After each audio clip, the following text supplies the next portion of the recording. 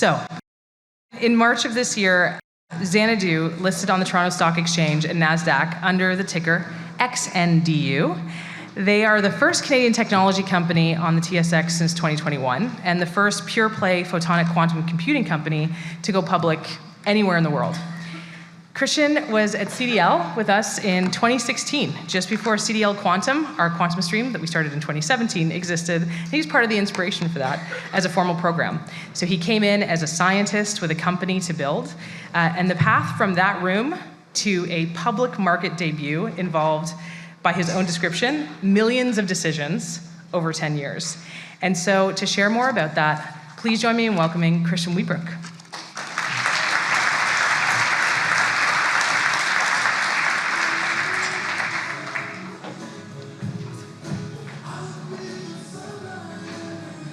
Perfect.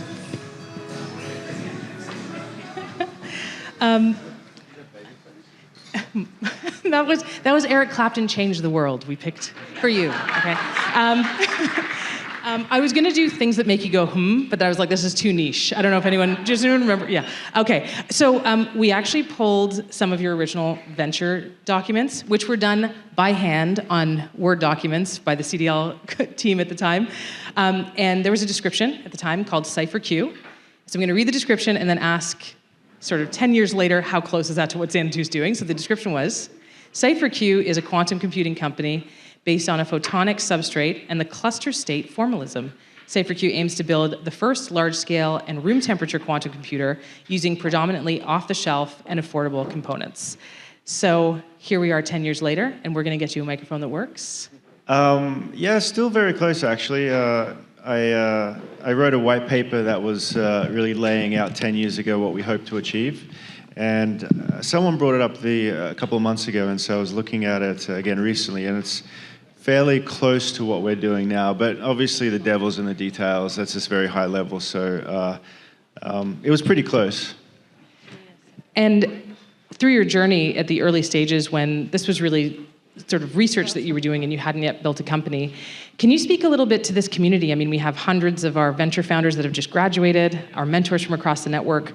What role did mentorship play for you in making some of those millions of decisions? And can you think of maybe one or two moments that really stand out to you that helped you reshape where you were heading? Yeah, it was actually what many people may not know. I had another company before this that I applied to get in CDL, but I didn't get in. And that's it for today. Thank you. Great homecoming, guys.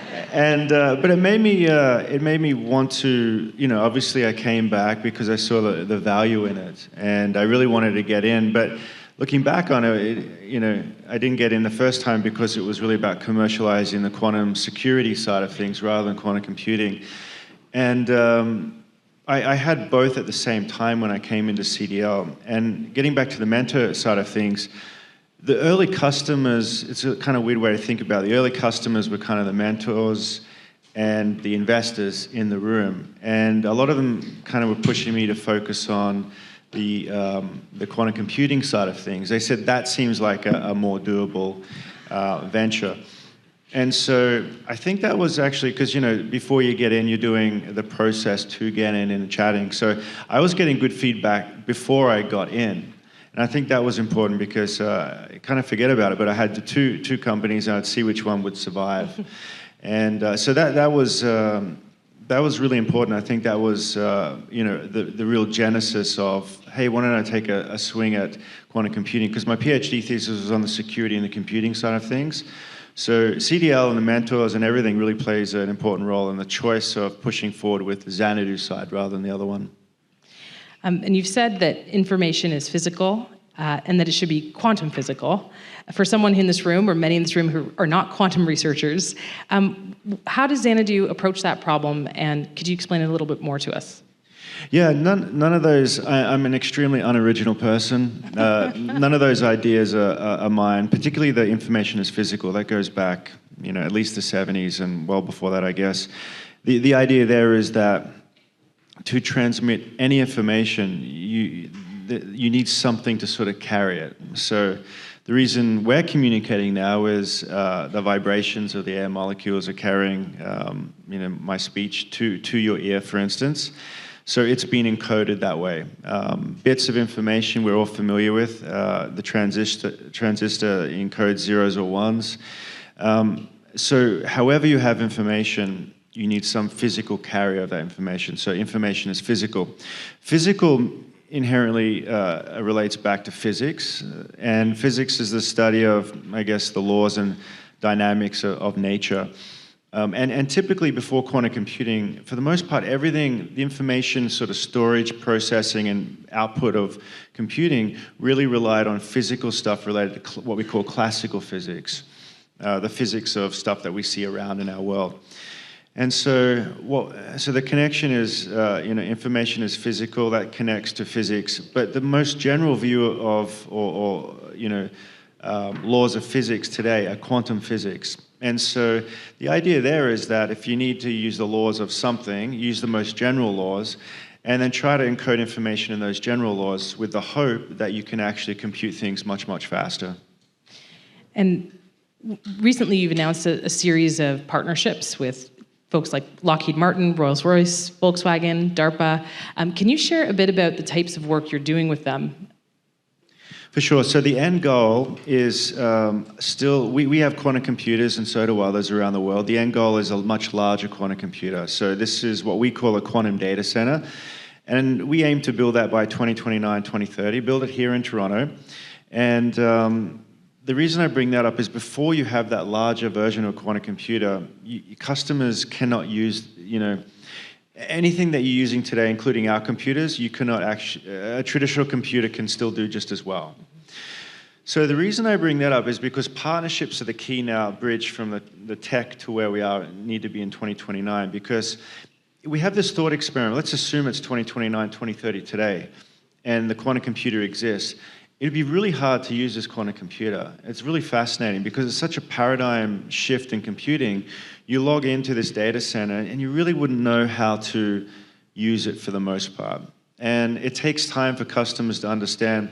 So when we work with these partners, we say, where are your biggest computational bottlenecks? It could be in pharmaceuticals, it could be in material design, and they'll say specifically through the work chain, well, this chunk here it's quite efficient, it only takes a day. Speeding it up from a day to 8 hours when the whole thing takes a year or two is negligible. But this chunk over here takes a good 12 months. And then so our team goes in and just decides, what's causing that slowdown and try to map the math of that to the math of quantum physics. And so in some sense, it's not far away, 2029, 2030, but we still need that time, obviously, to build the hardware, but also really understand the customer's problems. And so that's the type of work that we do with these partners. So how do the customers keep that imagination alive when you said in your summary there that a lot of computers right now can achieve similar outcomes to what the quantum computers today can do? How do you encourage them to maintain that, just North Star of where they're heading?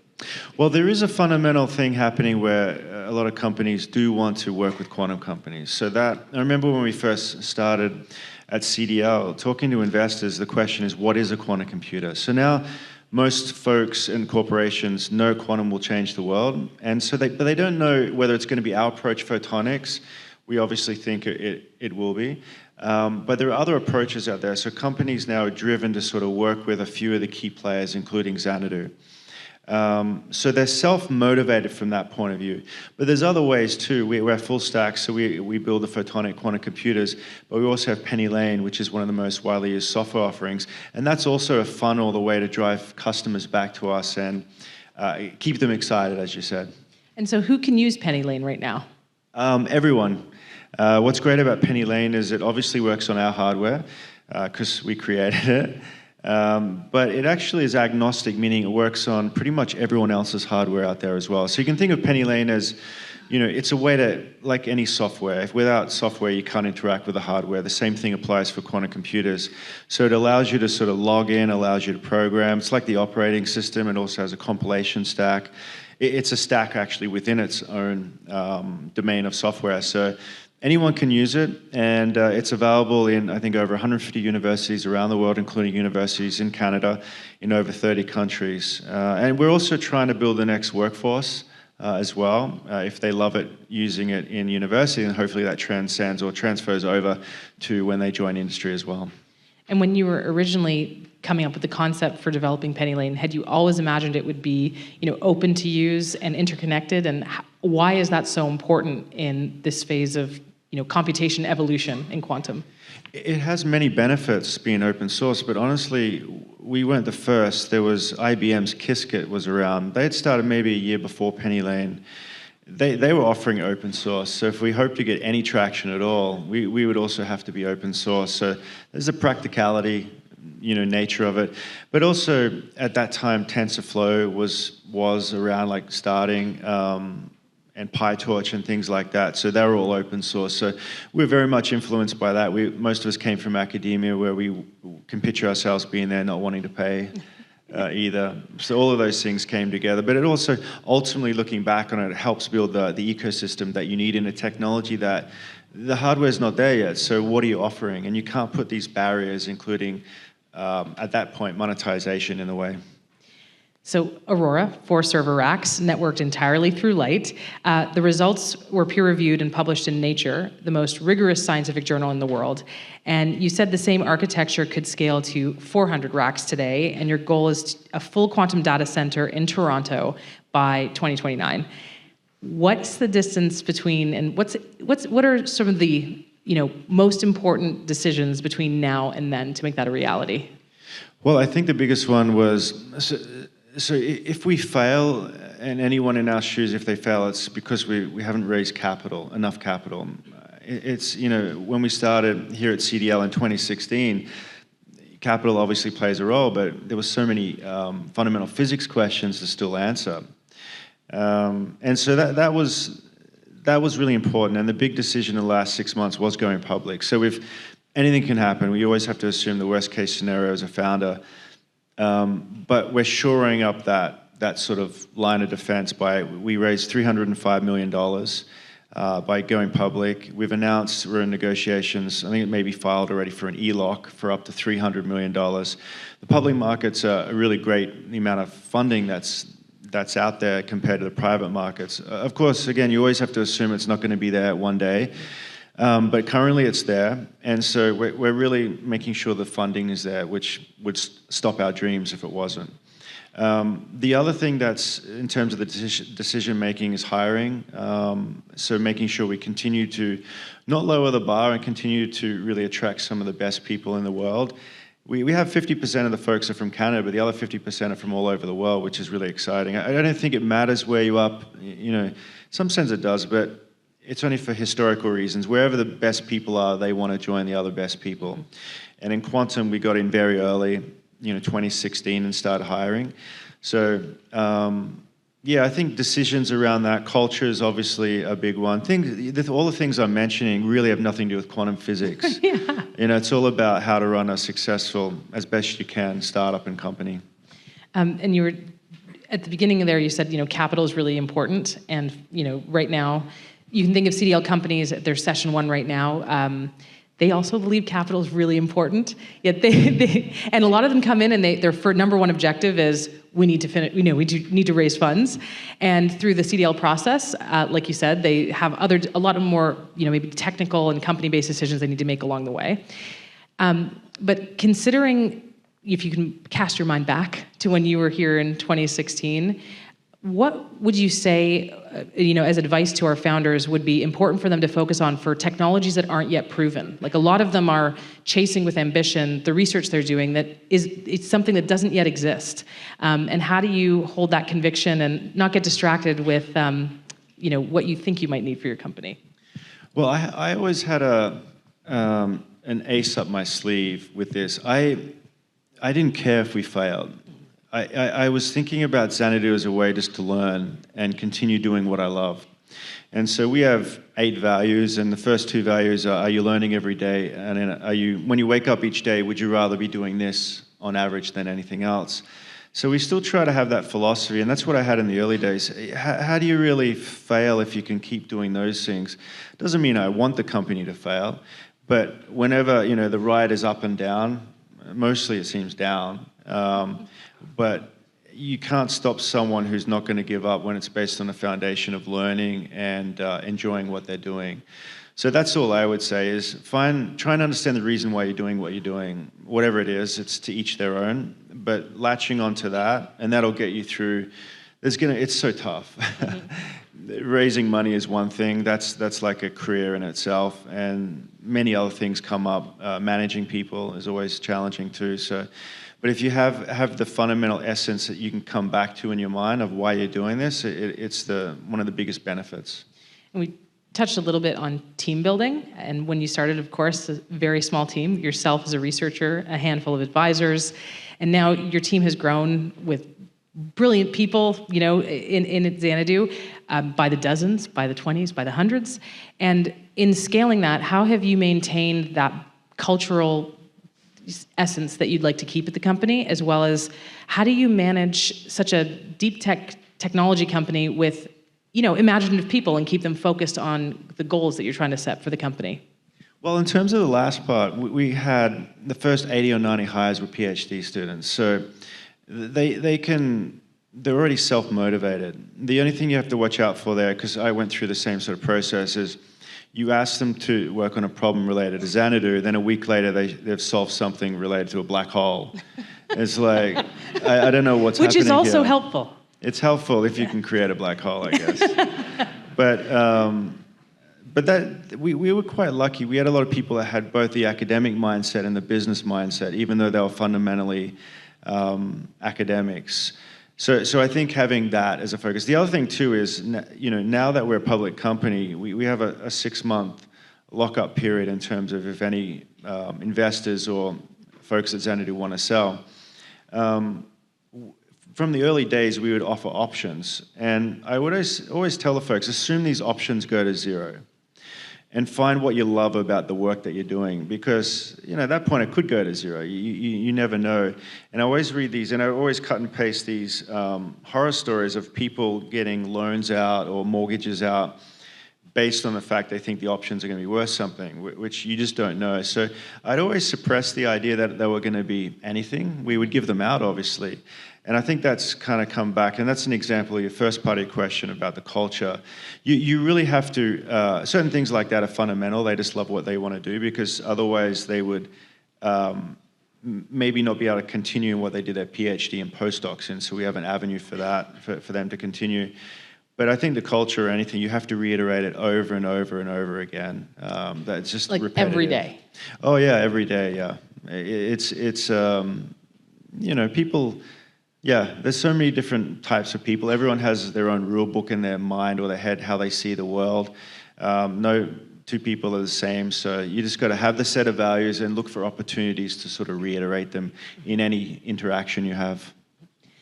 So there's been a lot of really excited and positive energy around the IPO events, and seeing where you are now from this community and abroad all around the world.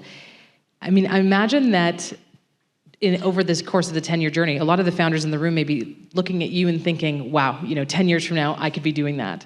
And what have you learned the day after the IPO is sort of finalized? What have you learned, or what do you know about building a company and being a CEO that you didn't know before that day? Nothing really. Perfect. To be honest, you can read a lot of books and talk to a lot of people that have gone through the process. It's very anticlimactic. Mm-hmm. It's like a fundraise. We did 2 rounds of $100 million, kind of back to back over a 2 or 3 year period. It's very, very anticlimactic in a big event like that. The same as going public. And the reason is you don't just get $100 million in 24 hours. You go through hundreds of investors that say no.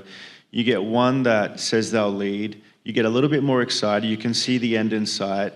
That doesn't work out. You get another one. So it's stop-start with your emotions. So the best thing is to sort of, okay, that's interesting, kind of not really bought into it. And then when it does happen, you've got so many things to go on. The thing I do reflect on is the mission.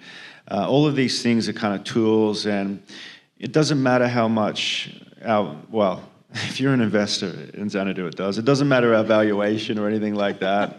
I hope it's good. There are people sweating in this room right now. Yeah. I have something to say today.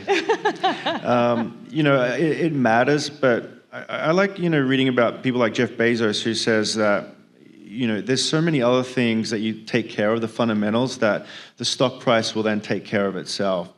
And it's very true. Like, if we do all the other things well, then other things will just naturally follow on from that. So you described quantum chemistry as quantum's ChatGPT moment, the breakthrough that changes everything, even if most people won't see it coming. And you said that 2029 to 2030 for a large-scale machine is the timeline. And if that holds, what industries do you think look the most different in 2035, like 9 or 10 years from now? And who in this room should be thinking about that? I don't really have a good answer for that. I don't think anyone in the industry does. It's getting clear at the end of this decade. Quantum chemistry does seem to be the lowest hanging fruit, just because the theory says this is the lowest amount of logical qubits you need. Beyond that, it's tough. Some things we have thought about is for photonics, is we've always said that we have the lowest footprint in terms of cryogenics. Everyone needs some, but we have one of the lowest footprints. So reducing that even more would be fun. The physics allows us to have everything at room temperature for our type of photonic system. So that would be good. The biggest thing I'm excited about is, I think physics, it was important, but physicists and the industry was really concerned about proofs. Mm-hmm. And if something is much whether there's proofs to show that it can't beat a classical computer, or it can beat it, things like that. I think that's important, but if you look at AI, there's so many things. People don't care about proofs. Mm-hmm.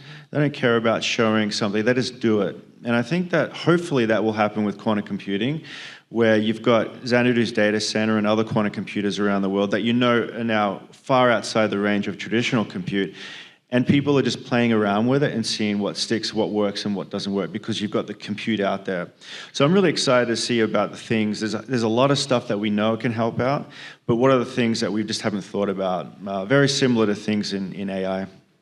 And just to close, your story is a lighthouse in the distance for many venture founders and scientists, looking at that and going, maybe I could make 10 million decisions in 10 years and get close to that level of scale and opportunity to really make my mission come to life. To the venture founders in the room, the scientists that are here building their businesses, what would be your best piece of advice? Given that you learned nothing the day after your IPO, what would be your best piece of advice as they build their business? Well, I didn't learn anything because I didn't know anything before, so it stayed constant. Good clarification. I would say listen to advice, but ultimately do what you want. Trust your gut. So another way to phrase it is don't listen to anyone. Okay, perfect. That's kind of the foundation of CDL. But maybe I won't say that again. But I phrase it better the first way. Listen to advice. But you have to tailor it to. It's kind of like your adventure in this has never been done before. So you'll be able to pick out certain things that, say, some of the mentors or other folks here have done before, but it shouldn't be identical. And at the end of the day, just trust your instincts.